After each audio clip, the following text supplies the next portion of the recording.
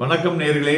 வாரத்தின் முதல் நாள் நமது சந்தைகள் சற்று குறைந்து முடிவடைந்திருப்பது குறிப்பிடத்தக்கது.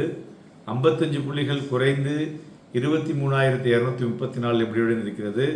Advances 1455, declines 697. அதுபோல் மிட் கேப் பார்த்தோன்னா ஸ்லைட்லி ஹையர் 0.08, ஸ்மால் கேப்பு 1.5% ஏறி இருக்கு.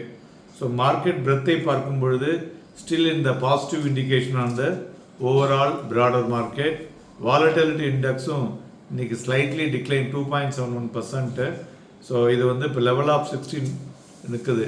ஸோ ஒரு டிக்ரீசிங் இன் மார்க்கெட் வாலட்டிலிட்டியை குறிக்கிறதுக்கு உண்டான ஏற்பாடுகள் தெளிவாக உள்ளது என்று சொல்லலாம். செக்ட்ரல் இண்டைசஸை பார்க்கும் பொழுது Nifty media, realty, pharma top gainers. இன்றைய தினம் ஐடி நல்ல ஒரு ப்ராஃபிட் செல்லிங், புக் ப்ராஃபிட் வந்திருக்கு. Plus metal and Nifty financial services top losers today. மேலும் இண்டிவிஜுவல் ஸ்டாக்ஸை பொறுத்தவரை பார்த்தோம்னாக்க UltraTech, Grasim, Hero MotoCorp, Cipla, Power Grid, Nestle, NTPC, Axis Bank, HDFC Life Insurance, then Shriram Finance இவையெல்லாம் ஏறிய பங்குகள். இறங்கின பங்குகள்னு பார்த்தோம்னாக்க Tech Mahindra, Infosys very badly hit, then Wipro among the top losers. அதுதான் இன்றைக்கி மார்க்கெட் இறங்கிறதுக்கு முக்கிய காரணமாக இருந்தது. இல்லைன்னா மார்க்கெட் ஒரு 150-200 புள்ளிகள் புதிய உச்சத்திலிருந்து ஃபர்தராக சென்றிருக்கக்கூடிய வாய்ப்புகளும் இருக்கக்கூடும். அதுபோல் இன்றைய தினம் புதிய உச்சம் பார்த்தோம்னாக்க 23,411.90. இன்றைய தினம் லோ பார்த்தோம்னாக்க 23,227. ஆல்மோஸ்ட் லோ கிட்ட தான் இன்றைய தினம் மார்க்கெட் முடிவடைந்திருக்கிறது. மேலும் தங்கம் இன்றைய தினம் 138 ரூபாய் குறைந்து 71,215, வெள்ளி 971 அதிகரித்து 90,060 ரூபாயிலையும், குரூடாயில் 30 ரூபாய் அதிகரித்து 6,313 வணிகமாகிக் கொண்டிருக்கிறது. இன்னும் சற்று நேரத்திலே போர்ட்ஃபோலியோ அனௌன்ஸ்மெண்ட், புதிய மோடி 3.0 அனௌன்ஸ்மெண்ட் வர இருக்கிறது. ஸோ அதற்கு தகுந்த மார்க்கெட்டில் நாளைக்கு ரியாக்ஷன்ஸ் இருக்கக்கூடும்னு சொல்லலாம்.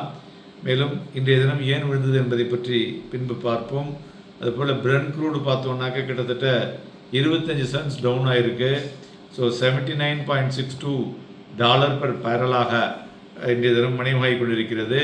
மேலும் இன்றைய தினம் சில முக்கிய விஷயங்களை பார்த்தோம்னாக்க ஃபெர்டிலைசர் ஸ்டாக்ஸ் கிட்டத்தட்ட 8% மேலே கெயின் ஆகிருக்கு. அதுபோல் சிமெண்ட் ஸ்டாக்ஸும் இன்றைக்கி ஏறி இருக்குது.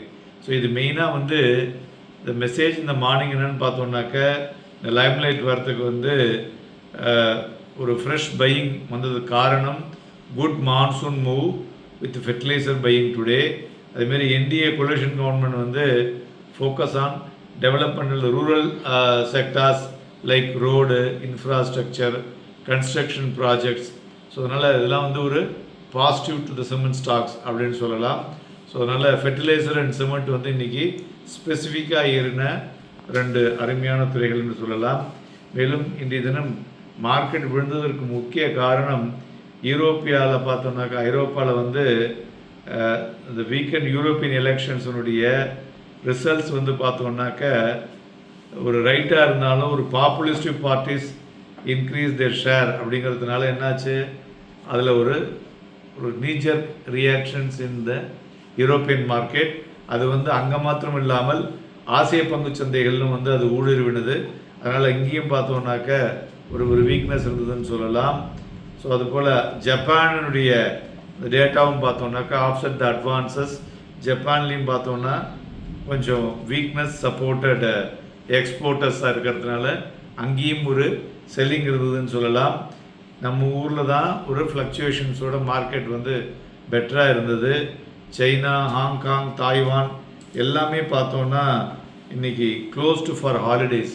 ஸோ அதனால் இதனுடைய ரியாக்ஷன்ஸ் நமக்கு நாளைக்கு தான் பெட்டராக இருக்கக்கூடும் என்று எதிர்பார்க்கலாம். மேலும் நிஃப்டியை பொறுத்தவரை நாம் கூறியது போல் ஒரு வாலட்டைல் மூவ் இருந்தது. பட் ஒரு 2 மணிக்கு அப்புறம் மார்க்கெட்டில் ப்ராஃபிட் புக்கிங் காணப்பட்டது. அதில் தான் பெருசாக விழுந்ததுன்னு சொல்லலாம். அதில் தான் அந்த லோ 23,227 அப்படிங்கிறது மறுபடியும் க்ளோசிங்கில் 23,234 முடிவடைந்திருக்கிறது. பிளாக் டீலை பொறுத்தவரை பார்த்தோம்னா Axis Bank, KVB, KPIT and Exide industries.